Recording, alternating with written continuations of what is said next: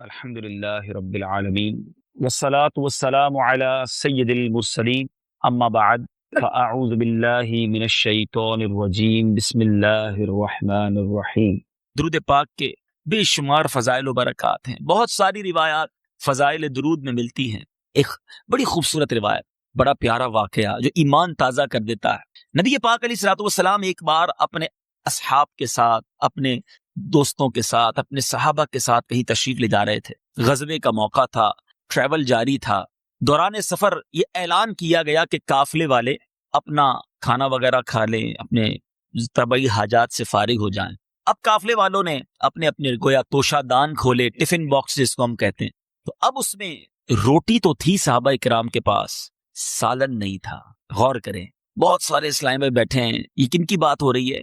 کونین کے والی صلی اللہ تعالی علیہ وسلم کے ساتھی ہیں، میرے آقا کے اصحاب ہیں، اور کسی پکنک پر نہیں جا رہے تھے، جان دینے جا رہے تھے، غزوے میں جا رہے ہیں۔ مگر صبر کا عالم یہ ہے، اللہ کی رضا پر راضی رہنے کا عالم یہ ہے کہ روٹی ہے، سالن نہیں۔ آج ہمارے فریج بھرے ہوتے ہیں، ہمارے جیب بھرے ہوتے ہیں، ہماری کبرڈز بھری ہوئی ہوتی ہیں، بہت سو کے اکاؤنٹس میں بھی پیسے ہوتے ہیں، مگر تھوڑی تنگی آ جائے، تھوڑی شارٹیج ہو جائے، شکوہ، شکایت، واویلا، ارے جناب کاروبار نہیں ہے، تب میرے پاس تو کچھ نہیں ہے، میں بڑا پریشان۔ ذرا سوچو کہ صحابہ کرام علیہ رضوان، ان کے پاس روٹی تھی، سالن نہیں، مگر وہ اللہ کی رضا پر راضی تھے۔ شاعر کہتا ہے نا، زباں پر شکوائے رنجو علم لایا نہیں کرتے، زباں پر شکوائے رنجو علم لایا نہیں کرتے، نبی کے نام لیوا غم سے گھبرایا نہیں کرتے۔ تکلیف آ جائے، غم آ جائے، راضی رہنا ہے، یہ امتحان ہوتا ہے۔ دیکھو وہ اللہ کے نیک بندے جب راضی تھے تو مدد کیسی ہوئی۔ ایک شہد کی مکھی سرکار دو عالم صلی اللہ علیہ وسلم کے مبارک کانوں کے پاس بنبنانے لگی۔ شہد کی مکھی کی ایک عجیب سی آواز ہوتی ہے، کبھی کانوں کے پاس سے گزرے تو فیل ہوتا ہے۔ اچھا، صحابہ کرام کا عقیدہ بڑا نرالا تھا۔ صحابہ کرام علیہ رضوان پیارے آقا علیہ الصلوۃ والسلام سے دریافت کرتے ہیں، یا رسول اللہ صلی اللہ تعالی علیہ وسلم، یہ شہد کی مکھی کیا کہہ رہی ہے؟ اللہ غنی، یعنی صحابہ کرام یہ بلیو کرتے تھے، یہ جانتے تھے کہ میرے آقا سب کی بولیاں جانتے ہیں، انڈرسٹینڈ کرتے ہیں، سمجھتے ہیں۔ نبی پاک علیہ الصلوۃ والسلام فرماتے ہیں کہ شہد کی مکھی مجھ سے عرض کر رہی ہے، خلاصہ حدیث عرض کر رہا ہوں، خلاصہ واقعہ عرض کر رہا ہوں۔ یہ واقعہ مشہور و معروف درود پاک کی کتاب آب کوثر میں بھی موجود ہے، اور بھی عربی کتابوں میں بزرگوں نے یہ واقعہ لکھا۔ تو میرے آقا علیہ الصلوۃ والسلام نے فرمایا کہ یہ شہد کی مکھی مجھے عرض کر رہی ہے کہ یا رسول اللہ صلی اللہ تعالی علیہ وسلم، ماجرا یہ ہے کہ ہم شہد کی مکھیوں میں ایک بے چینی پائی جا رہی ہے کہ آپ کے صحابہ آپ کے ساتھ ہیں، ان کے پاس سالن نہیں، روٹی ہے۔ آقا، ہم شہد کی مکھیوں نے قریب ہی ایک شہد کا چھتا بنایا ہوا ہے، ہم مکھیاں اسے اٹھا کر نہیں لا سکتی۔ آقا کسی صحابی کو ساتھ بھیج دیں تاکہ وہ شہد کا چھتا لے آئے، آپ کے صحابہ روٹی کے ساتھ شہد کھانے لگ جائیں گے۔ نبی پاک علیہ الصلوۃ والسلام نے مولا علی کرم اللہ تعالی وجہ الکریم سے فرمایا، اے علی اس کے ساتھ جاؤ۔ اب شہد کی مکھی آگے آگے، مولا علی کرم اللہ تعالی وجہ الکریم ساتھ جا رہے ہیں۔ وہ ایک غار میں داخل ہو گئی۔ جب وہ ایک غار میں داخل ہوئی تو وہاں باقاعدہ ایک چھتا بنا ہوا تھا۔ مولا علی اس چھتے کو نکال کے لے آئے کرم اللہ تعالی وجہ الکریم۔ اب تھوڑی دیر پہلے جو صحابہ صرف روٹی کھا رہے تھے، اب میٹھا، لذیذ، صاف شہد اب روٹی کے ساتھ تناول کر رہے ہیں۔ تھوڑی دیر بعد پھر وہی مکھی یا کوئی اور مکھی پیارے آقا علیہ الصلوۃ والسلام کے مبارک کانوں کے پاس بنبنانے لگی۔ صحابہ نے کہا، یا رسول اللہ صلی اللہ علیہ وسلم اب کیا کہہ رہی ہے؟ میرے آقا فرماتے ہیں، میں نے اس سے ایک سوال کیا ہے، یہ اس سوال کا جواب دے رہی ہے۔ تھوڑی دیر پہلے تو میرے آقا سن رہے تھے، سمجھ رہے تھے، اب میرے آقا بول بھی رہے ہیں جس کو مکھیاں بھی سمجھ رہی ہیں۔ وہی جانتے ہیں بولیاں سب کی، وہ سمجھتے ہیں بولیاں سب کی۔ اب سنو، میرے آقا فرماتے ہیں، میں نے سوال کیا کہ یہ تو بتاؤ شہد بناتی کیسے ہو؟ شہد کی مکھی نے کہا، حضور ہم جنگلوں بیابانوں میں جاتے ہیں، پھولوں کا رس چوستی ہیں، اور اس کے بعد شہد بن جاتا ہے۔ نبی پاک علیہ الصلوۃ والسلام نے بڑا پیارا سوال کیا، اور یہ آپ کو بھی ایکسپیرینس ہوا ہوگا۔ سرکار دو عالم صلی اللہ تعالی علیہ وسلم نے فرمایا، شہد کا رس تو پھیکا بھی ہوتا ہے، کڑوا بھی ہوتا ہے۔ آپ کو بھی ایکسپیرینس ہوا ہوگا، کبھی گلاب کی پتی کھائے تو یہ کھا سکتا ہے انسان، موتیا، چمبیلی یہ نہیں کھا سکتا، بڑا کڑوا ہوتا ہے۔ تو پیارے آقا علیہ الصلوۃ والسلام نے فرمایا کہ شہد کا، پھولوں کا رس تو پھیکا بھی ہوتا ہے، کڑوا بھی ہوتا ہے، یہ سارا شہد میٹھا کیسے ہو جاتا ہے؟ اب دل تھام کر جواب سننا۔ آپ میں سے بہت سارے وہ ہوں گے جو گاؤں میں رہتے ہوں گے، ہم کو تو نہیں پتا، ہم شہری لوگ ہیں۔ ایک بار مدنی قافلے میں آسٹریلیا جانا ہوا، تو ہم سڈنی کے قریب ایک فارم میں گئے جہاں پر شہد کے فارمنگ کی جاتی ہے. اب تو شہد بھی فارمنگ ہونا شروع ہو گیا نا, پہلے تو جنگلوں سے ہی شہد آتا تھا, اب تو ڈبوں کے اندر بھی شہد بننے لگ گیا ہے. تو ایک صاحب تھے, ان کا یہ شہد کا کام تھا. میں نے ان سے پوچھا کہ شہد بنتا کیسے ہے, سنیے گا. اور یہ اب سائنس کے جو اسٹوڈنٹ ہیں وہ میری بات کو فالو کریں گے, ان کو پتا ہے کہ آج سائنس کہتی ہے, اور وہ فارم والے نے بھی مجھے بتایا کہ یہ پورا جو شہد کا چھتا ہے نا, اس کی فلسفی یہ ہے کہ ایک کوئین بی کہلاتی ہے, ملکہ مکھی. اگر آپ نے شہد کا چھتا بنانا ہے تو وہ کہتے ہیں ہم کچھ اور نہیں کرتے, ہم ایک کوئین بی لا کر اس چھتے میں, اس ڈبے میں چھوڑ دیتے ہیں 2 کلومیٹر کے ریڈیس میں. یعنی آج موبائل فون کے سگنل آتے ہیں نا, دیکھو اللہ کا نظام, وہ کہتا ہے 2 کلومیٹر کے دوری پر جتنی بھی شہد کی مکھیاں ہوتی ہیں وہ اس ملکہ مکھی کے سگنل کیچ کرتی ہیں, اور ساری کی ساری مکھیاں اس کے تابع ہو جاتی ہیں, اس کے انڈر آ جاتی ہیں. اب اس کا حکم چلتا ہے, اور یہ ساری مکھیاں رس چوس کر کسی اور چھتے میں نہیں جاتی, کیونکہ اب کنیکٹیویٹی اس سے ہو گئی ہے, وہ رس چوسیں گی اور اسی ڈبے میں آئیں گی. اچھا, میں نے کہا اگر آپ کو چھتا ختم کرنا ہو, یہ باکس خالی کرنا ہو, کہتا کچھ نہیں کرنا ہوتا, ہم صرف وہ ملکہ مکھی نکال لیتے ہیں اس میں سے, آٹومیٹکلی ساری مکھیاں جو ہے وہ فارغ ہو جاتی ہیں, ہمارا یہ ڈبہ خالی ہو جاتا ہے. یہ آج سائنس اس نتیجے پر پہنچی ہے. جو اسٹوڈنٹس ہیں سائنس کے جانتے ہیں کہ کوئین بی کے فلسفی کیا ہے. میں اب آپ کو نبی پاک کا فرمان سنانے جا رہا ہوں. 1450 سال پہلے مکھی نبی پاک سے عرض کرتی, آقا بات یہ ہے, جب ہم پھولوں کا رس چوسنے جاتی ہیں ہمارا ایک امیر ہوتا ہے, ہمارا ایک لیڈر ہوتا ہے. سنو, آج سائنس کہتی ہے ملکہ مکھی ہوتی ہے. مکھیوں نے 1450 سال پہلے میرے آقا سے کم و بیش عرض کیا تھا, ہم جب پھول کا رس چوسنے جاتے ہیں ہمارا ایک لیڈر ہوتا ہے. آقا جب ساری مکھیاں پھولوں کا رس چوس لیتی ہیں نا, ہم جب چھتے کی طرف واپس آتی ہیں, وہ امیر, وہ لیڈر آپ پر درود پڑھنا شروع کر دیتا ہے. یا رسول اللہ صلی اللہ علیہ وسلم, اس کو فالو کرتے ہوئے, اس اپنے لیڈر, اپنے امیر کے پیچھے پیچھے ہم ساری مکھیاں آپ علیہ الصلوۃ والسلام پر درود بھیجتی ہیں. اے آقا, یہ کوئی اور وجہ نہیں ہے کہ پھولوں کا کڑوا پھیکا رس شہد جیسا میٹھا بنتا ہے. آقا, یہ آپ پر درود پڑھنے کی برکت ہے کہ شہد میٹھا ہو جاتا ہے. آج سائنس کہتی ہے شہد جو ہے اس میں ساری بیماریوں سے شفا ہے. ارے کیوں نہ شفا ہو جو درود سے بنتا ہے, جس کی مٹھاس ہی درود سے ہے, اس میں شفا کیوں نہ ہوگی. اللہ غنی. یہ ہے درود پاک.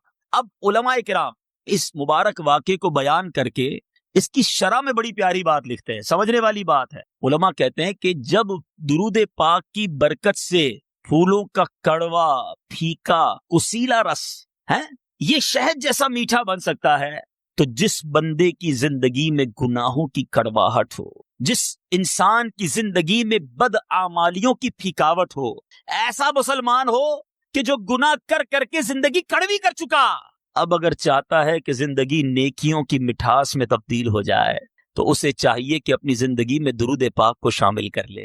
درود پڑھتا رہے, درود پڑھتا رہے. یہ کڑواہٹیں, یہ پھیکاوٹیں, یہ بے عملی جو ہے, انشاءاللہ یہ نیکیوں کی مٹھاس شہد جیسی مٹھاس میں تبدیل ہو جائے گی. تو اے میرے بیچے اسلامی بھائیوں, شب برات, سبحان اللہ, مبارک رات, اچھی نیتیں کرنے کی رات. ایک اور ایمان تازہ کرنے والی بات بتاؤں, جو شعبان المعظم ہے نا, یہ درود پاک پڑھنے کا مہینہ بھی کہلاتا ہے. اور اس کی وجہ کیا ہے؟ علماء کہتے ہیں, بعض علماء فرماتے ہیں کہ جو آیت درود ہے نا, ان اللہ وملائکتہ یصلون علی النبی یا ایھا الذین آمنوا صلوا علیہ وسلموا تسلیما صلی اللہ علی النبی الامی وآلہ صلی اللہ علیہ وسلم صلاۃ و سلاما علیک یا سیدی یا رسول اللہ. یہ جو آیت ہے, آیت درود جو کہلاتی ہے, یہ بھی شعبان المعظم میں ہی نازل ہوئی ہے. تو اب آج میں بھی نیت کرتا ہوں, آپ بھی نیت کریں کہ انشاءاللہ روزانہ کم از کم 313 بار درود پاک پڑھیں گے. یہ کیوں 313 بار؟ علماء کہتے ہیں جو کم از کم 313 مرتبہ درود پاک پڑھ لے وہ کثرت کے ساتھ درود پاک پڑھنے والوں میں شامل ہو جاتا ہے. تو 313 بار میں زیادہ وقت نہیں لگتا. الصلاۃ والسلام علیک یا رسول اللہ صلی اللہ تعالی علی محمد صلی اللہ علیہ وسلم, مختصر درود پاک ہیں. تو 15 20 25 منٹ میں آپ کے 313 درود پورے ہو جائیں گے. تو انشاءاللہ کثرت سے درود پاک پڑھیں گے. ایک بار محبت کے ساتھ بآواز بلند درود پاک پڑھ لیں. صلو علی الحبیب صلی اللہ تعالی علی محمد صلی اللہ. میٹھے میٹھے اسلامی بھائیوں اور مدری چینل کے ناظرین, آج رات کتنی اہم, کتنی مبارک اور کتنی یوں سمجھیے کہ نازک رات ہے. جی ہاں, we can say the most crucial night, نازک ترین راتوں میں سے, امپورٹنٹ نائٹ میں سے ایک نائٹ ہے.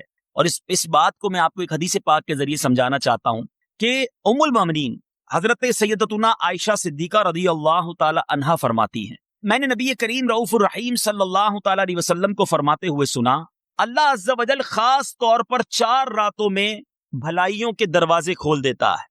نمبر 1 بقر عید کی رات، نمبر 2 عید الفطر کی رات، نمبر 3 شعبان کی 15ویں رات، کہ اس رات میں مرنے والوں کے نام اور لوگوں کا رزق اور اس سال حج کرنے والوں کے نام لکھے جاتے ہیں۔ کتنی مبارک رات، کتنی امپورٹنٹ رات، کہ آج رات اگلے سال کس کس نے حج کرنا ہے، کس کو کتنا رزق ملنا ہے اور کس کا انتقال ہونا ہے، یہ لکھا جائے گا۔ اور چوتھی رات عرفہ، عرفہ کی رات کون سی ہے؟ 8 اور 9 ذوالحجہ کی درمیانی رات، یہ ساری راتیں اذان فجر تک۔ اب غور کیجئے کہ یہ رات اتنی اہم ہے کہ آج نازک فیصلے ہو رہے ہیں۔ ہم میں سے ہو سکتا ہے کسی کے بارے میں لکھ دیا جائے کہ اب چند دنوں کا مہمان ہے، ہو سکتا ہے آج ہی باری آ جائے، کل ہی باری آ جائے، پتہ تو کسی کو نہیں ہے نا۔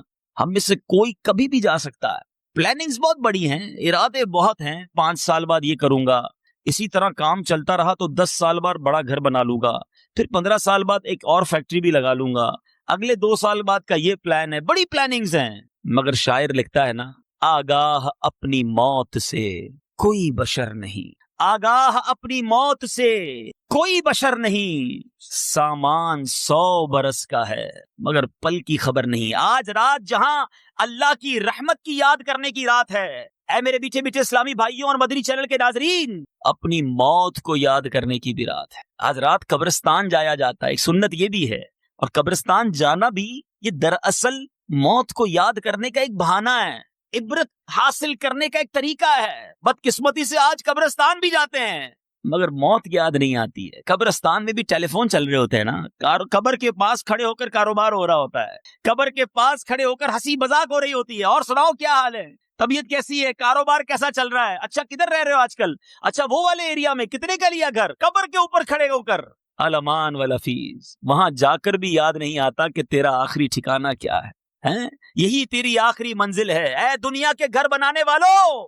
اور اسی کی رنگینی میں گم رہنے والوں، یہ کیوں نہیں سوچتے کہ میرا آخری ٹھکانہ قبر ہے، وہ کیسی ہوگی؟ سنو آج کی رات کے بارے میں سیدی غوث اعظم رضی اللہ تعالیٰ عنہ مشہور تصنیف غنیت الطالبین میں کیا فرماتے ہیں؟ فرماتے ہیں بہت سے کفن دھل کر تیار رکھے ہوتے ہیں مگر کفن پہننے والے بازاروں میں گھوم پھر رہے ہوتے ہیں۔ کافی لوگ ایسے ہوتے ہیں کہ ان کی قبریں خودی ہوئی تیار ہوتی ہیں مگر ان میں دفن ہونے والے خوشیوں میں مست ہوتے ہیں۔ بعض لوگ ہنس رہے ہوتے ہیں حالانکہ ان کی موت کا وقت قریب آ چکا ہوتا ہے۔ کئی مکانات کی تعمیرات کا کام پورا ہو چکا ہوتا ہے مگر ساتھ ہی ان کے مالکان کی زندگی کا وقت بھی پورا ہو چکا ہوتا ہے۔ یہ غور کرنے والی بات ہے۔ یہ کئی بار روایت سنی ہوگی، میں نے بھی کئی بار سنی، مگر سچ بتاؤں اس بار میں نے اس پر ذرا سا غور کیا کہ واقعی ایسا تو ہے کہ مرنا ہے اور تیاری پہلے، ہمیں پتہ ہی نہیں کہ آج کہاں ہوں گے، کل کہاں ہوں گے، لیکن یہ جو جملے ہیں نا، اٹس ویری ویری امپورٹنٹ، بڑے دل کو چھونے والے ہیں کہ بہت سے کفن دھل کر تیار رکھے ہوتے ہیں مگر انہیں پہننے والے بازاروں میں گھوم رہے ہوتے ہیں۔ اب اس کو سمجھیے ذرا۔ اب مثال کے طور پہ کسی کے کفن کا کاروبار ہے، ہوتا ہے، کفن صاف کرتے ہیں، دھوتے ہیں۔ میں آپ سے سوال کرتا ہوں، آج کفن کا کام کرنے والے نے جس کا کفن ریڈی کیا وہ تو مرا نہیں ہے نا، ہے وہ تو بازار میں گھوم رہا ہے۔ ہو سکتا ہے مجھ میں اور آپ میں سے کوئی ہو جس کا کفن آج دھلا ہوگا، کیونکہ کفن پہلے ریڈی ہوتا ہے، مردہ بعد میں آتا ہے، اور پھر بازار میں فون جاتا ہے یار جلدی سے کفن لانا، کسی کا انتقال ہو گیا۔ اٹ مینز کہ ہمارا کفن پہلے ہی تیار ہے۔ ہو سکتا ہے آج تیار ہو گیا ہے اور کل میں نے وہ پہننا ہے۔ میں بازار میں اپنے مہنگے کپڑے سلوا رہا ہوں، میں مہنگی جناب گارمنٹس آفس پر جا کر، گارمنٹ کی دکانوں پر جا کر شادی کی تیاری میں لباس خرید رہا ہوں۔ ارے کئی لوگ تو رمضان آتا نہیں ہے، عید کے لباس ڈھونڈنے نکل پڑتے ہیں۔ رمضان میں عبادت کی تیاری نہیں، رمضان میں رہ کر عید کی تیاری کرنی ہے، رمضان میں کھانے پینے اور طرح طرح کی آئٹم کی خریداری کی تیاری کرنی ہے۔ اب ہمارے اسلاف مغفرت کی تیاری کرتے، جنت کی تیاری کرتے، اور ہم ہیں کہ شاپنگ سینٹروں کی زینت الامان والافی۔ اے عید کے کپڑے سلوانے والوں، اے شادی بارات کے لیے ہزاروں لاکھوں روپے کے کپڑے کے پیچھے بھاگنے والوں، یہ میچنگ کا سوٹ چاہیے، یہ میچنگ کے بٹن چاہیے، اس میچنگ کی جناب شرٹ ہو، اس میچنگ کی جناب شلوار ہو۔ سنو، کبھی سوچا کہ یہ کپڑوں کے پیچھے جو میں دیوانہ بنا ہوں کہیں میرا کفن تو تیار نہیں ہو؟ غوث پاک کی بات بڑی دل کو چھونے والی ہے۔ آگے فرماتے ہیں کافی لوگ ایسے ہوتے ہیں کہ ان کی قبریں خودی ہوئی تیار ہوتی ہیں مگر اس میں دفن ہونے والے خوشیوں میں مست ہوتے ہیں۔ میں آپ سے سوال کرتا ہوں، ابھی جاؤ قبرستان، میانی قبرستان یا جو بھی آپ کے یہاں قبرستان ہے نا مرکز الاولیاء لاہور میں، ابھی بھی ہو سکتا ہے کوئی قبر خود رہی ہوگی، لیکن جو قبر آج خود رہی ہے اس میں مردہ، اس کے لیے بندہ زندہ ہوتا ہے، تھوڑی دیر بعد اس کا انتقال ہوتا ہے اور قبرستان رابطہ کیا جاتا ہے تو بتایا جاتا ہے ہاں 2 قبریں خودی بھی تیار ہیں اور ان میں سے کسی ایک میں اس مردے کو ڈال دیا جاتا ہے۔ اس کا مطلب کیا ہے کہ ہو سکتا ہے میرے یا آپ میں سے کسی کے لیے قبر تیار ہو چکی ہوگی، تھوڑی دیر بعد باری ہے جانے کی، مگر مست ہیں، فکر ہی نہیں ہے۔ انسان آج کے دور کا انسان جی ایسے رہا ہے جیسے مرنا ہی نہیں ہے، موت کی تو بات ہی نہ کرو بھائی، ابھی تو زندگی کی پلاننگ کرنی ہے۔ غوث پاک فرماتے ہیں کہ کئی مکانات کی تعمیرات کا کام پورا ہو چکا ہوتا ہے مگر ساتھ ہی ان کے مالکان کی زندگی کا وقت بھی پورا ہو چکا ہوتا ہے۔ کئی لوگ ایسے گزرے میٹھے اسلامی بھائیوں، بڑے بڑے گھر بنائے مگر گھر میں جانے سے پہلے قبر میں پہنچ گئے۔ میں یہ واقعہ پہلے بھی بیان کر چکا ہوں لیکن چونکہ موضوع کی مناسبت سے ہے کہ ایک بار ہانگ کانگ میں مدنی قافلے میں نگران شورا بھی ساتھ تھے، ہمارا جانا ہوا تو بڑا دردناک واقعہ سنا۔ ہمارے ایک پاکستانی بھائی تھے، ہانگ کانگ میں جاب کرتے تھے، 30 سال اپنی زندگی کے 30 سال وہاں گزارے، ظاہر ہر مہینے پیسے بھیجتے رہے۔ پاکستان میں ان کی کوٹھی تیار ہو گئی، 30 سال میں پیسہ بنایا، یہاں پیسے بھیجتے بھیجتے ایک اچھا سا مکان تیار ہو گیا مگر وہ نہ آئے، گھر والوں کو اس گھر پر چوکیدار رکھا اور خود وہاں کسی جگہ چوکیداری کرتے تھے، چوکیداری سے پیسے بناتے تھے۔ آخر کار گھر والوں نے کہا 30 سال گزار لیے، اب تو آ جاؤ، گھر بھی بن گیا، خالی پڑا ہے گھر۔ اب اس نے دوستوں کو بلایا، کہا بہت ہو گیا، بڑا پیسہ بنایا، بڑی محنت کی، اب باقی زندگی سکون سے گزاروں گا، اب بیوی بچوں کے ساتھ ٹائم گزاروں گا، اب عیش کروں گا، اب سکون کی لائف گزاروں گا۔ اپنا ہانگ کانگ میں سارا سامان بیچا، جو سامان پاکستان لے جانا تھا وہ فلائٹ میں بک کروایا اور اپنے دوستوں کی ایک پارٹی کی، فیئر ویل پارٹی جو کہلاتی ہے، الوداعی پارٹی۔ اس الوداعی پارٹی کے دوران ہمارے اس مسلمان بھائی کا ہارٹ فیل ہو گیا۔ جس فلائٹ سے اس کا سامان آنا تھا اسی فلائٹ سے اس کی میت پاکستان پہنچی۔ جس کوٹھی کو 30 سال پیسے جوڑ جوڑ کر بنایا تھا، ایک رات اس میں گزارنا نصیب نہیں ہوئی، اس سے پہلے قبر میں پہنچ گیا۔ آگاہ اپنی موت سے کوئی بشر نہیں، سامان 100 برس کا ہے، پل کی خبر نہیں۔ Tonight is the night of remembrance۔ آج کی رات کچھ یاد کرنے کی رات ہے، کچھ سوچنے کی رات ہے کہ مجھے جانا ہے، یہ ٹھکانہ نہیں دنیا میرا، میری منزل کچھ اور ہے۔ اعلیٰ حضرت ایک اور جگہ سمجھاتے ہیں نا، گھر بھی جانا ہے مسافر کے نہیں، مت پہ کیا مار ہے، کیا ہونا ہے، ارے یہ تمہارا گھر نہیں، تم مسافر ہو، یہاں تو اصل گھر تو قبر ہے، اور وہاں جا کر کیسے گزارو گے؟ ہیں سنو، آج ہم سب چاہتے ہیں جنت میں جائیں، ہم میں سے کوئی ایسا یہاں نہیں بیٹھا ہوگا جو یہ سوچے کہ مجھے جہنم میں ڈالا جائے، مگر اعلیٰ حضرت بڑی بڑی چوٹ کرنے والی بات لکھتے ہیں، فرماتے ہیں کام زنداں کے کیے اور ہم نے کام تو جہنم میں جانے والے کیے، کام تو مار پڑنے والے کیے، کام تو اللہ کو ناراض کرنے والے کیے، اور شوق کیا رکھتے ہیں کہ گلزار میں جاؤں گا، جنت میں جاؤں گا۔ سنو، اعلیٰ حضرت سمجھاتے کام زنداں کے کیے اور ہمیں شوق گلزار ہے، کیا ہونا ہے؟ سوچو، کام کون سے کر رہے ہو؟ جنت کا باغ بنانے والی قبر ہوگی یا دوزخ کا گھڑا؟ اے میٹھے میٹھے اسلامی بھائیوں، کئی بار قبرستان گئے ہوگے، کبھی غور کیا کہ یہ ساری قبریں ایک جیسی دکھ رہی ہیں مگر اندر سے ایک جیسی نہیں، یہ سب قبروں کی کہانی مختلف ہے۔ آج اس دنیا میں زندگی گزارنے کے بہت سارے انداز ہیں، آج لوگوں کے گھر مختلف قسم کے ہیں، یہاں الگ الگ اسٹائل کے گھر ہوں گے، کوئی چھوٹا ہوگا، کوئی بڑا ہوگا، کوئی 1 کنال تو کوئی 2 کنال تو کوئی 4 کنال۔ اچھا فلاں بلاک میں آپ کا گھر ہے، اچھا جناب کوئی غریب ہے تو میں جناب بزنگ میں رہتا ہوں، تو میں فلاں علاقے میں رہتا ہوں، میرا چھوٹا سا گھر ہے، میں تو فلیٹ میں رہتا ہوں، کوئی کہے گا جھونپڑی میں رہتا ہوں، بہت سارے انداز ہیں رہنے کے، بڑے اس طرح کے گھر ہیں دنیا میں، مگر قبر تو 2 ہی طرح کی ہے۔ کبیر روزانہ یہ کرتی ہے پکار، مجھ میں ہے کیڑے مکوڑے بے شمار، یاد رکھ میں ہوں اندھیری کوٹھری، تجھے کو ہوگی مجھے مصر میرے وہ وحشت اسلامی بھائی غور کریں بڑی، جن کو نرم بستر کے بغیر نیند نہیں آتی. یاد رکھ ارے تکیہ نہیں ہوگا تو میں کیسے سوؤں گا؟ گرمی بڑی لگتی ہے، ایئر کنڈیشن چاہیے. ایئر کنڈیشن نہ ہو، لائٹ جائے تو یو پی ایس ہونا چاہیے.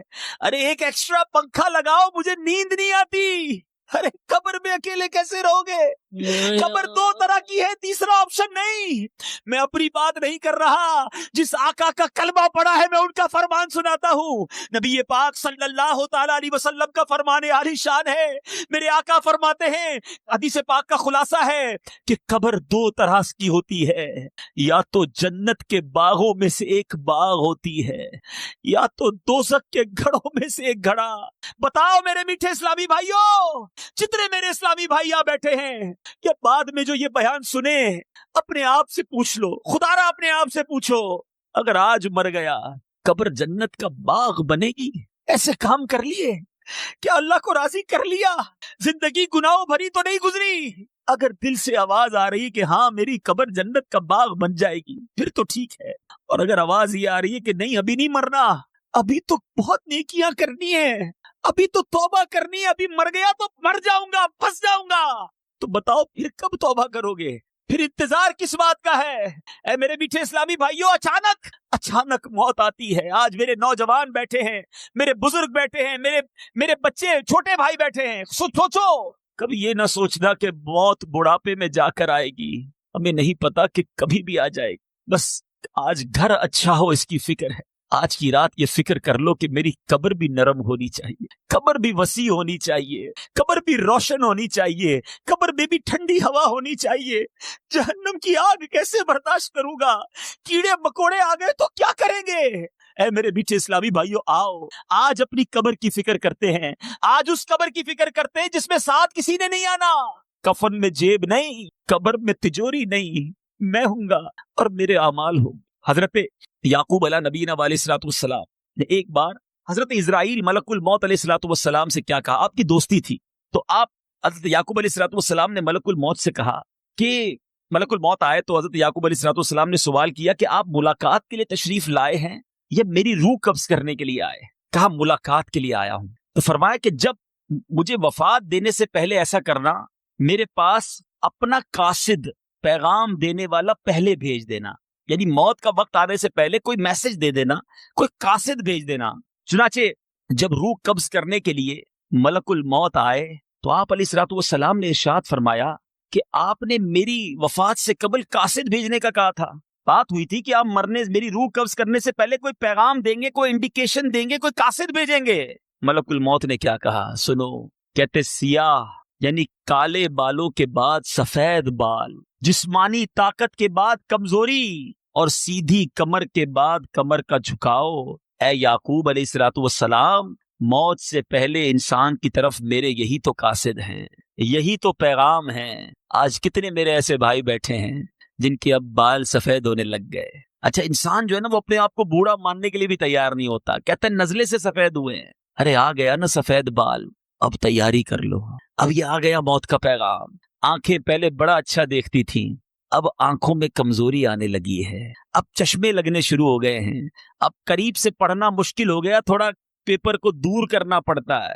یہ پیغام ہے، یہ قاصد ہے، یہ میسج ہے کہ اب چلنے کی باری ہے، اب جانے کی تیاری کر لو. کمر میں جھکاؤ، اعضاء میں کمزوری. میرے کتنے بھائی ایسے بیٹھے ہیں جو اب اپنی عمر، اگر ایوریج لائف بھی میں نے اور آپ نے جینا ہے نا، اول تو کل کا پتہ نہیں ہے، تو بھی آدھی سے زیادہ زندگی گزر گئی ہے، پھر کس بات کا انتظار ہے؟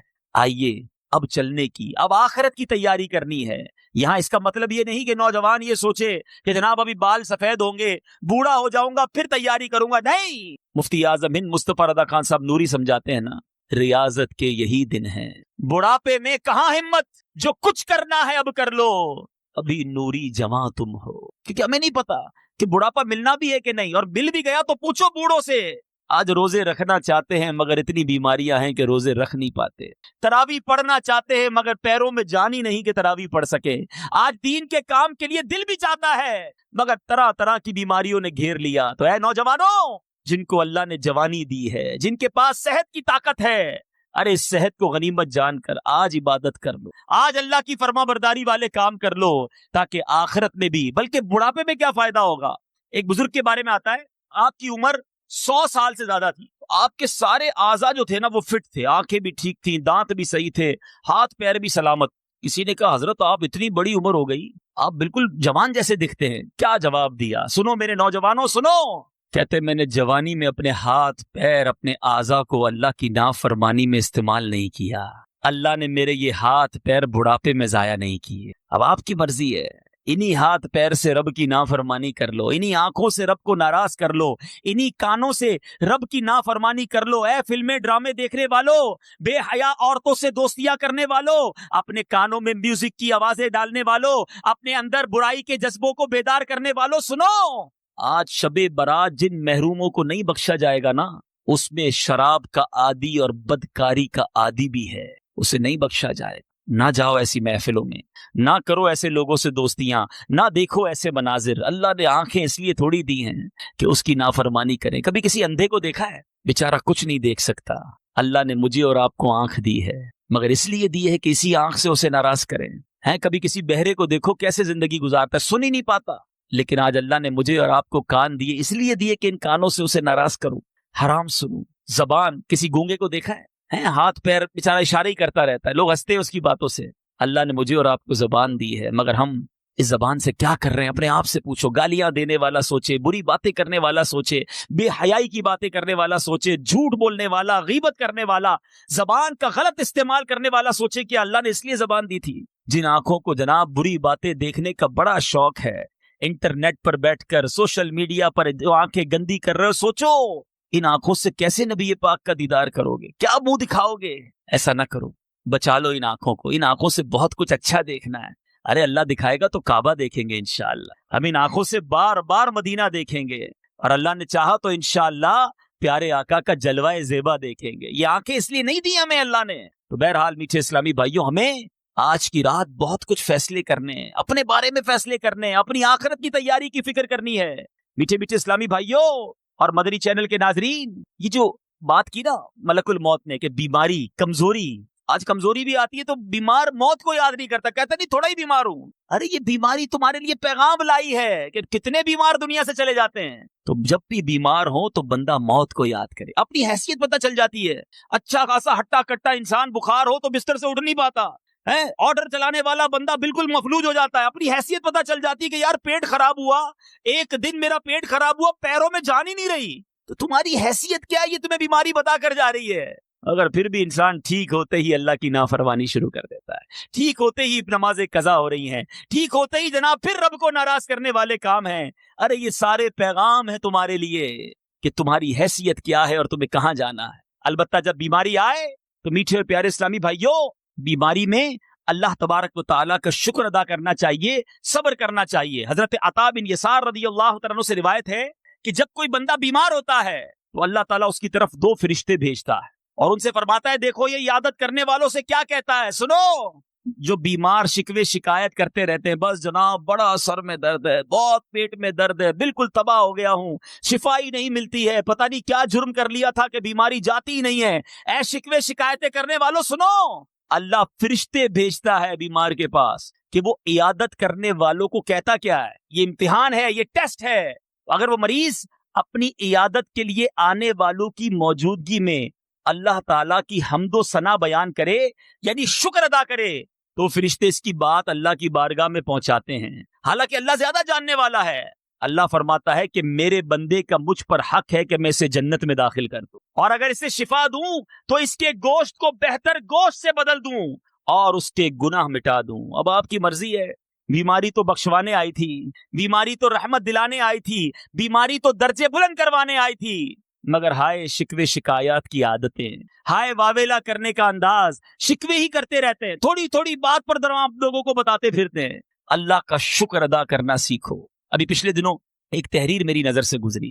انسان کی حیثیت کیا ہے اور اللہ کی نعمتیں کتنی ہیں، مگر ہم ہیں کہ ناشکرے ہیں اللہ کی بہت ساری نعمتیں تو ظاہری ہیں نا، ہاتھ پیر آنکھ کان، اس کے بارے میں سوچتے بھی ہیں سنتے بھی ہیں، اللہ کرے اس کی قدر ہونا شروع ہو جائے۔ لیکن آپ کو پتہ ہے جو ہمارے منہ میں تھوک ہے، اگر کسی کا تھوک بننا بند ہو جائے، ایک بندے کے بارے میں پتہ چلا کہ اس کا تھوک نہیں بنتا تھا، اس کی حالت یہ ہے کہ اس کو ہر تھوڑی دیر بعد مکھن اپنی زبان پہ لگانا پڑتا ہے۔ بتایا کہ اگر کچھ 1-2 گھنٹے اگر اس کی زبان تر نہ رہے کیونکہ تھوک ہی نہیں بنتا تو یہ زبان لکڑی جیسی سخت ہو جائے گی، تالو سے چپک جاتی ہے، گلا کانٹوں کی طرح خشک ہو جاتا ہے، زندگی بھر رات پوری سو نہیں سکتا، ہر 1-2 گھنٹے بعد اٹھ کر پانی پینا پڑتا ہے، زبان کو پھر تر کرنا پڑتا ہے، تھوڑی سی لکوڈ یا مکھن لگانا پڑتا ہے تاکہ منہ میں چکناہٹ رہے، ورنہ یہ منہ کسی کام کا نہیں رہتا، صحیح گفتگو کرنا مشکل ہے۔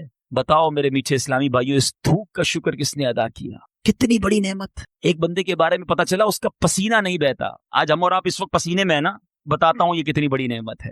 ایک شخص کو پتا چلا کہ اس کو پسینہ نہیں آتا، تو اس کا ایک دوست کہتا ہے تم تو بڑے خوش نصیب ہو، تمہیں پسینہ نہیں آتا، تو وہ غصے سے آگ بگولا ہو گیا، کہتا ہے تمہیں پتا ہے پسینہ کتنی بڑی نعمت ہے، میں گرمی میں باہر نہیں نکل سکتا، سارا دن مجھے ٹھنڈے کمرے میں رہنا پڑتا ہے، کیونکہ باہر جاتے ہی جلد اس طرح جلنے لگ جاتی ہے جیسے کوئی آگ لگا دے، 1 سے 2 گھنٹے بعد اگر میں باہر رہ لوں تو اب سارا دن بستر پر لوٹتا رہوں گا۔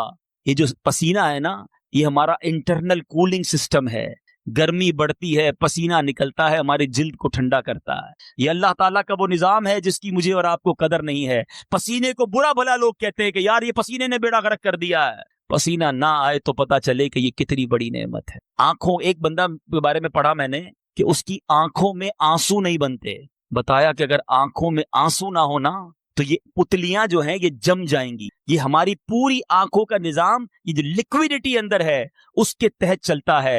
ہر گھنٹے بعد اس بندے کو آئی ڈراپس ڈالنے پڑتے ہیں تاکہ آنکھیں تر رہیں، پلکیں چھپکاتا رہے، ورنہ یہ آنکھیں پتھر جیسی ہو جائیں گی۔ اے میرے میٹھے اسلامی بھائیوں، فَبِأَيِّ آلَاءِ رَبِّكُمَا تُكَذِّبَانِ، اللہ کی کتنی نعمتیں ہیں، ارے ہم کاؤنٹ نہیں کر سکتے، شکر کیا ادا کریں گے، مگر انسان پھر بھی ناشکرا ہے، تھوڑی تکلیف آ جائے اللہ کی بارگاہ میں واویلا کرنا شروع کر دیتا ہے۔ تو اے میرے میٹھے اسلامی بھائیوں، آج ایک اور نیت کرنی ہے کہ اللہ کے فیصلوں پر راضی رہوں گا، آزمائش پر صبر کروں گا، ان اللہ مع الصابرین، میں اللہ کے صابر بندوں میں بن کر رہوں گا۔ تو بہرحال میٹھے میٹھے اسلامی بھائیوں، بات موت کی چلی ہے، آخرت کی تیاری کی چلی ہے، آج ہم نے رب کی رحمت کو پکارنا ہے۔ یقین کرو ایسا مالک ہے دنیا میں جو ہے نا، کوئی کسی کو 1 بار ستائے، 2 بار بات نہ مانے، 4 بار بات نہ مانے، بندہ پھر اس سے بات نہیں کرتا۔ اللہ کی رحمت کیسی ہے۔ میں بھی پچھلے دنوں ساؤتھ افریقہ میں تھا، مجھے ایک بڑی عجیب بات پتا چلی، وہاں پر آپ کو اگر اپنا پرمٹ بنانا ہے، پاسپورٹ بنانا ہے، تو پولیس کلیئرنس سرٹیفکیٹ چاہیے۔ پولیس کی طرف سے ایک سرٹیفکیٹ ہوتا ہے کہ یہ بندہ کسی قسم کے کرائم میں نہیں رہا۔ مجھے اسلامی بھائی نے بتایا کہ ایک بہت بڑا بیپاری ہے، بڑا کاروباری شخص ہے، پیسے والا ہے، ایک بار ایک جنرل اسٹور میں گیا اور جنرل اسٹور میں جا کر اس نے کولڈ ڈرنک لی۔ کولڈ ڈرنک کتنے کی ہوتی ہے؟ پاکستانی 50-100 روپے کی۔ جیسے ہی کولڈ ڈرنک کا ڈبہ ہاتھ میں اٹھایا، اس کو کال آئی گھر سے کہ ایمرجنسی ہے، تمہاری والدہ شاید ہاسپٹل میں، فوراً پہنچو۔ وہ بندہ بھاگتا ہوا اسٹور سے باہر نکلا، غلطی سے وہ ڈبے کی پیمنٹ نہیں کر سکا، اب ماں کے بارے میں فون آ گیا، انسان کا دماغ کام نہیں کرتا، گیٹ پہ الارم بج گیا۔ بڑے اسٹورز میں اسکینر لگے ہوتے ہیں کہ اگر کوئی بغیر پیمنٹ کے کوئی چیز لے کے نکلے تو الارم بج جاتا ہے۔ الارم بج گیا، جب الارم بجا تو اس کو پکڑ لیا گیا کہ بھائی تم نے کولڈ ڈرنک کے پیسے نہیں دیے۔ وہ کہتا بھائی معاف کر دو، میں جلدی میں ہوں، ماں بیمار ہے۔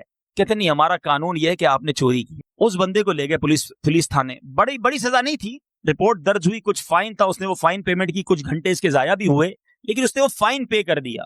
میں یہ واقعہ سن رہا تھا، میں آپ کو بتا رہا ہوں، میں نے یہ واقعہ سن کر اپنے کیا محسوس کیا۔ مجھے بتایا اسلامی بھائی نے کہ اب وہ بندہ بہت بڑا کاروباری آدمی ہے، جب بھی پولیس کلیئرنس سرٹیفکیٹ لینے جاتا ہے تو پولیس والے لکھ کر دے دیتے ہیں کہ اس بندے نے آج سے اتنے سال پہلے کولڈ ڈرنک کا ڈبہ چرایا تھا، جس کی رپورٹ فلاں تھانے میں درج ہے، لہٰذا اس کو کلیئرنس سرٹیفکیٹ نہیں مل سکتی۔ وہ مجھے بتانے والا اسلامی بھائی بتا رہے تھے کہ وہ چاہتا ہے میں ہزاروں لاکھوں روپے خرچ کر دوں، میری رپورٹ کلیئر ہو جائے، رپورٹ کلیئر نہیں ہوتی۔ میں سوچنے لگا، دنیا میں ایک جرم کر لو، ایک خطا کر لو، اس کی رپورٹ درج ہو جائے، پھر مٹتی نہیں، چاہے اس کی سزا بھی بھگت لو، چاہے اس کا فائن بھی پے کر دو۔ ایک دنیا والے ہیں، ایک میرا کریم مولا ہے، 70 سال اس کی نافرمانی کرتے رہو، 70 سال تک اس کی نہ مانو، اس کی بارگاہ میں جرم کرتے رہو، ایک بار سچی توبہ کر لو، ایک بار اس کو راضی کر لو۔ ارے دنیا میں کسی کو 4 بار نہ مانو نا اس کی بات، کہتا آئندہ مجھے منہ نہ دکھانا، آئندہ میرے قریب نہ آنا، میرا کریم دیکھو ہے۔ ایک گناہ میرا ماں پیو دیکھے، میرا ماں پیو دیکھے،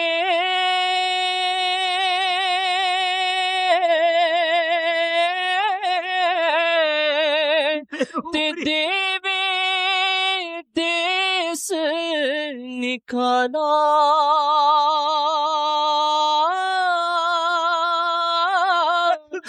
لکھ گناہ میرا مولا ویکھے، او پردے پاون والا، لکھ گناہ میرا مولا ویکھے، او پردے کیوں اس کی رحمت سے دور بھاگتے ہو؟ ایسا کریم ہے میرا مولا، وہ ماں سے زیادہ چاہنے والا، اس کی رحمت پکار رہی ہے کوئی مانگنے والا کہ اس کی مراد پوری کی جائے، ہے کوئی توبہ کرنے والا کہ اس کی توبہ قبول کی جائے، ہے کوئی مغفرت کا سوالی کہ اس کی مغفرت کر دی جائے۔ ارے اس کی رحمت تو آوازیں لگا رہی ہے، آ جاؤ آج اپنے مولا سے سچی دوستی کر لو۔ بہت گناہ کر لیے، بڑی نافرمانیاں کر لی، چھپ کر گناہ کیے کہ میرا بھائی نہ دیکھ لے، ارے میرے والد نہ دیکھ لیں، میرے دوست نہ دیکھ لیں، اندھیرا کر دو اندھیرا، ارے دروازہ بند کر دو، ارے نہیں اس کو نہیں پتا چلنا چاہیے۔ اگر کوئی آتا ہے تو بندہ گناہ کا کام بند کر دیتا ہے کہ اس کو پتا نہ چل جائے۔ ارے دنیا والوں سے ڈرتے ہو، وہ مولا دیکھ رہا ہے، اس سے کیوں ڈر نہیں لگتا، اس سے محبت کیوں نہیں کرتے؟ امام عشق و محبت اعلیٰ حضرت سمجھاتے ہیں نا، چھپ کے لوگوں سے کیے جس کے گناہ، چھپ کے لوگوں سے کیے جس کے گناہ، وہ خبردار ہے کیا ہونا ہے، وہ خبردار ہے۔ آؤ میرے میٹھے اسلامی بھائیوں، میں آپ کو آپ کے رحیم مولا کی طرف بلا رہا ہوں۔ آؤ اس کی رحمت کے کرم میں، اس کی رحمت کی چادر میں، اس کے دامن کرم میں چھپ جاؤ اور اپنے گناہوں سے سچی توبہ کر لو۔ آج معافی مانگنے کی رات ہے، آج اللہ کی رحمت کو پکارنے کی رات ہے۔ اللہ فضل کر دے آج کی رات، آج ہماری مغفرت کر دے، سچی توبہ عطا کر دے۔ آ جاؤ میرے میٹھے اسلامی بھائیوں، مدنی چینل کے ناظرین، آج مانگنے کی رات ہے، آج سر جھکانے کی رات ہے۔ اللہ ہم نے حدیثوں میں پڑھا ہے، آسمان دنیا سے یہ ندا دی جا رہی ہے کوئی مانگنے والا، ہے کوئی توبہ کرنے والا، ہے کوئی مغفرت کا سوالی؟ لبیک لبیک یا اللہ، تیری رحمت کے سوالی جمع ہے، مغفرت کے لیے بھکاری جمع ہے، ہماری جولی میں آج مغفرت کی خیرات ڈال دے، بہت کمزور ہے، ہم سے دنیا کی گرمی برداشت نہیں ہو رہی مولا، ہماری قبر میں آگ بڑھا دی گئی، کدھر جائیں گے؟ اے اللہ کوئی امتحان نہیں دے سہ سکتے مولا، بلا حساب بے پوچھے، ہم گناہگار تھوڑے ہیں آج تو۔ حدیث میں پڑھا ہے قبیلہ بنی کلب کی بکریوں کے بالوں کی تعداد کے مطابق بخشے جائیں گے، ہم تو توڑے سے چند ہزار ہی تو بیٹھے مولا،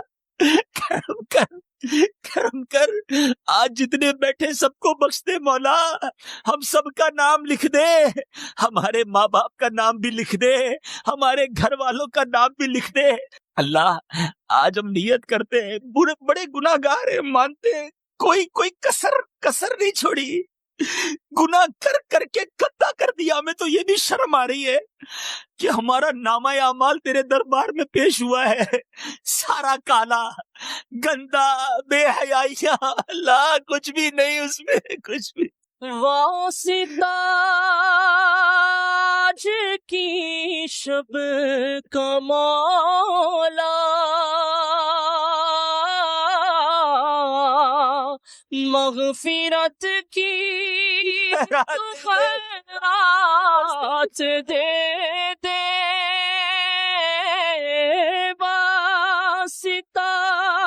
آج کی شب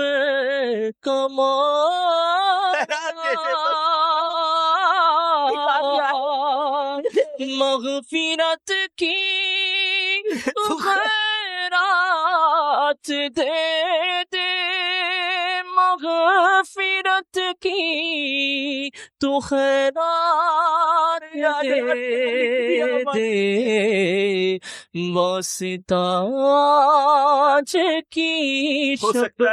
ہو سکتا ہے آج رات لکھ دیا گیا ہو کہ ہمارے تھوڑے دن رہ گئے، تھوڑی سانسیں رہ گئی، مولا ہماری بخشش کر دے۔ بال بھی سفید ہو گئے مولا، تو جانے کی تیاری ہے مولا، ہماری بخشش کر دے۔ تو خیرات اللہ آپ نے حدیثوں میں سنا ہے، سنو سنو میٹھے میٹھے اسلامی بھائیوں، اللہ تعالیٰ کی رحمت تو دیکھو۔ نبی پاک علیہ الصلوۃ والسلام فرماتے ہیں کہ اللہ عز و جل کی 100 رحمتیں ہیں، اس نے ایک رحمت اہل دنیا کی طرف اتاری تو وہ انہیں ان کی موت تک کافی ہو گئی۔ اللہ عز و جل اس رحمت کو قیامت تک روکے رکھے گا، پھر قیامت کے دن اسے 99 رحمتوں میں ملا کر اپنے اولیاء کرام اور اطاعت گزاروں کے لیے 100 رحمتیں مکمل فرمائے گا۔ یہ آج جو ماں بچے سے محبت کرتی ہے، آج جو جانور اپنے بچوں سے محبت کرتے نا، یہ اللہ کی وہ ایک رحمت ہے جس کا ہم ثمرہ دیکھتے ہیں۔ ذرا سوچو جب میرے رب کی 99 رحمتیں قیامت کے دن ہوں گی، کیسا کرم ہوگا۔ ہم کیوں نہ اس رحمان سے دوستی کر لیں، ہم کیوں نہ اس کی فرما برداری کریں، ہم کیوں نہ اسے ناراض کرنے والے کاموں سے توبہ کر لیں۔ سنو سنو، ایک بار نبی پاک علیہ الصلوۃ والسلام نے صحابہ کرام کے ساتھ بیٹھے تھے، قیدیوں کو لایا گیا، ان میں ایک عورت بھاگ رہی تھی، اس نے قیدی بچے کو اٹھا کر اپنے سینے سے لگایا اور اسے دودھ پلانے لگی۔ ماں تھی نا، کچھ دیر بعد وہ بچہ ملا تھا۔ نبی پاک علیہ الصلوۃ والسلام نے ارشاد فرمایا، اس عورت کو دیکھ کر بتاؤ کیا یہ اپنے بچے کو جہنم میں ڈال دے گی؟ عرض کی گئی نہیں، اللہ عز و جل کی قسم کبھی نہیں۔ میرے آقا علیہ الصلوۃ والسلام نے ارشاد فرمایا، اللہ اپنے بندوں پر اس سے کہیں زیادہ رحم و کرم کرتا ہے جتنی یہ عورت اپنے بچے پر مہربان ہے۔ میرے رب کی بڑی مہربانیاں ہیں، بڑی کرم نوازیاں ہیں، بس ہم آج اس کی بارگاہ میں سچی نیت کر لیں کہ اب نہیں کریں گے برے کام۔ یقین کرو، ایک سچی توبہ، ایک سچا آنسو، ایک پکا وعدہ تقدیریں بدل دیتا ہے۔ ایک بار حضرت عمر فاروق رضی اللہ تعالیٰ عنہ ایک جگہ جا رہے تھے، ایک شرابی سامنے سے آیا، ہاتھ میں بوتل ہے شراب کی۔ حضرت عمر نے کہا یہ کیا ہے؟ وہ بندہ ڈر گیا، کہتا ہے خلیفۃ المسلمین سامنے ہے، ہاتھ میں شراب کی بوتل ہے، میں کیا کہوں؟ کچھ بولا نہیں، دل ہی دل میں اپنے مولا سے رابطہ کیا، کہتے مولا آج بچا لے، آج امیر المومنین کے سامنے مجھے شرمندہ ہونے سے بچا لے، مولا سچی توبہ کرتا ہوں، اب شراب نہیں پیوں گا۔ سنو، دل میں اپنے مولا سے مانگ رہا ہے۔ عرض کرتا ہے امیر المومنین یہ تو سرکہ ہے۔ حضرت عمر کہتے اچھا مجھے بوتل دکھاؤ۔ ڈرتے ڈرتے شراب کی بوتل آگے نکالی، اللہ تعالیٰ کی کرم نوازی دیکھو، وہ شراب کی بوتل سرکے میں تبدیل ہو گئی تھی۔ تم اللہ سے دوستی کر لو، اس کی بارگاہ میں سر جھکا لو، وہ تمہارے عیب ختم کر دے گا، تمہارے جرم معاف کر دے گا۔ حدیث پاک ہے، التائب من الذنب کمن لا ذنب لہ، گناہوں سے توبہ کرنے والا ایسا ہے جیسا اس نے گناہ کیا ہی نہیں ہے۔ ارے آؤ، تمہیں رحمت پکار رہی ہے، کدھر جا رہے ہو؟ اے شراب پینے والو، اے بے حیائی کرنے والو، اے ماں باپ کو ستانے والو، اے حرام روزی کمانے والو، اے مسلمانوں کے حق دبانے والو، اے جھوٹ بولنے والو، اے غیبت کرنے والو، اے بری بری باتیں کرنے والو، اے بے پردہ لڑکیوں سے عورتوں سے دوستیاں لگانے والو، آ جاؤ، جتنے گناہ ہو گئے آج معافی مانگ لو۔ نہیں کرو ایسا، یہ گناہوں بری زندگی اچھی نہیں ہے۔ ارے کب تک اپنے مولا کو ناراض کرتے رہو گے؟ کب تک اس کی بارگاہ میں نافرمانیاں کرتے رہو گے؟ اگر یہ گناہ کرتے کرتے مر گئے اور اللہ ناراض ہو گیا نا، ہم پھنس جائیں گے، اللہ کے سوا کوئی نہیں۔ ارے رب ناراض ہو گیا تو برباد ہو جائیں گے۔ لا یغفر الذنوب الا انت یا اللہ، اللہ کے سوا کوئی نہیں جو گناہ معاف کرے گا۔ ارے آؤ اسی سے معافی مانگ لو، ساری دنیا تم سے راضی ہے، ساری دنیا عزت کرتی ہے۔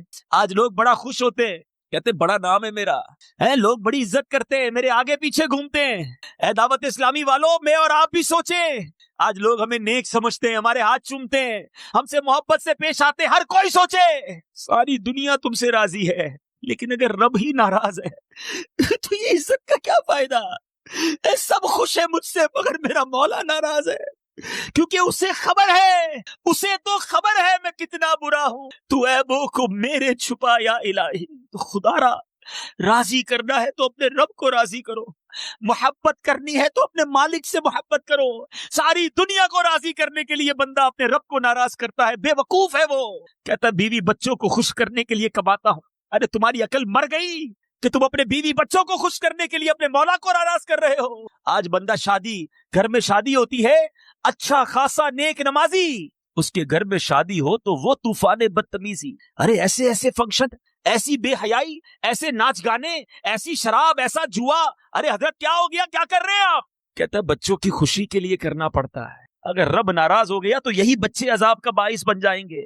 خدا را آج زندگی کا ایک مقصد بنا لو، قبر میں میرے بچے، میرے دوست، میری فیملی نہیں آنی، میرے اور آپ کے اعمال آنے ہیں۔ آج سے نیت کرتے ہیں، ہو سکتا ہے میرا کوئی ایسا بھائی بھی بیٹھا ہو بعد میں اس سلسلے کو سنے کہ میرے تو بڑے گناہ ہیں، بڑی خطائیں ہیں، خطائیں ہی خطائیں ہیں، تو توبہ کیسے قبول ہوگی؟ ارے چھوڑ دو، تمہارے گناہ کتنے کیوں نہ سہی، میرے رب کی رحمت بہت بڑی ہے۔ ایک بار ایک بندہ بارگاہ رسالت میں آیا، بڑا گناہگار، عرض کرتا یا رسول اللہ صلی اللہ تعالی علیہ وسلم، میرے بڑے گناہ ہیں، کیا میری توبہ قبول ہوگی؟ حدیث پاک کا خلاصہ ہے، پیارے آقا نے فرمایا کیا تیرے گناہ درختوں کے پتوں سے بھی زیادہ ہے؟ کہتا جی یا رسول اللہ، میرے گناہ درختوں کے پتوں سے بھی زیادہ ہے۔ فرمایا کہ تیرے گناہ بارش کے قطروں سے بھی زیادہ ہے؟ کہتا ہاں، میرے گناہ بارش کے قطروں سے بھی زیادہ ہے۔ فرمایا کہ تیرے گناہ زمین پر ریت کے ذروں سے بھی زیادہ ہے؟ کہتے ہاں یا رسول اللہ، میرے گناہ اس سے بھی زیادہ ہے۔ مثالیں دیتے رہے میرے آقا، خلاصہ عرض کر رہا ہوں، وہ جواب دیتا رہا۔ نبی پاک نے فرمایا کیا تیرے گناہ رب کی رحمت سے بھی زیادہ ہے؟ اب وہ رونے لگا، کہتا نہیں، میرے مولا کی رحمت سے زیادہ نہیں ہے، میں کتنا ہی گناہگار کیوں ہوں نہ ہوں، میرا مولا بہت بڑا ہے، وہ اس کے خزانے بہت ہیں۔ آؤ، آقا نے فرمایا کچھ اس طرح ارشاد فرمایا، لا الہ الا اللہ کہہ لے، اللہ تیرے سارے گناہ معاف کر دے گا۔ رحمت دا دریا الہی، ہر دم بگدا تیرا، جے ایک قطرہ بخشے مینوں، کم بڑھ جاوے میرا۔ وہ مالک بہت قریب ہے، ہم نکمے ہیں جو اس سے دوستی نہیں کرتے، اس سے تعلق نہیں جوڑتے۔ کچھ بھی کر لیا ہے نا، آؤ بس آج سر جھکا لو۔ آج میرا کوئی بھائی یہاں سے ایسا نہ جائے کہ جیسا آیا ویسا ہی جائے۔ آج آئے ہو نا، شب برات ہے، برات چھٹکارے کی رات، یہ لفظ ہی کتنا حوصلہ دینے والا ہے کہ برات کی رات ہے، چھٹکارے کی رات ہے، بخشش کی رات ہے۔ اللہ کی رحمت سے بہت امید ہے، ہمیں بلایا اس اجتماع میں، اب خالی نہیں لوٹانا۔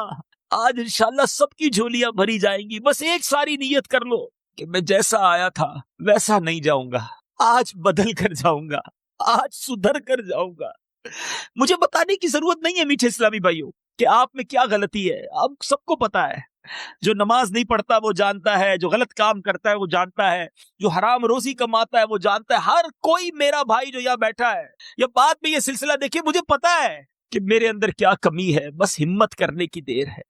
آج شیطان کو چت کرنا ہے اور اپنے رحمان عز و جل کو راضی کرنا ہے۔ نیت کرو سارے کہ آج کے بعد میری کوئی نماز قضا نہیں ہوگی۔ ایسا نہیں، ایسا نعرہ لگاؤ کہ شیطان ادھر سے دور بھاگ جائے۔ آج کے بعد میری کوئی نماز قضا نہیں ہوگی، فلمیں ڈرامے نہیں دیکھیں گے، گانے باجے نہیں سنیں گے، حرام روزی نہیں کمائیں گے، سنت کے مطابق زندگی گزاریں گے، اپنے رب کی نافرمانی والے کاموں سے بچیں گے۔ ابھی نیت تو ہو گئی اور اللہ کی رحمت سے امید ہے کہ کرم بھی ہوگا، لیکن ہوتا کیا ہے، نیت کرتے مگر پھر شیطان مردود ہے نا، وہ پھر گناہوں میں لگا دیتا ہے، پھر غلط کام کروا دیتا ہے۔ امیر اہل سنت کا شعر ہے نا، کر کے توبہ میں پھر گناہوں میں ہو ہی جاتا ہوں مبتلا یا رب، پھر گناہ میں پڑ جاتے ہیں۔ اس سے بچے کیسے، سچی توبہ کیسے ملے، ریولوشن کیسے آئے؟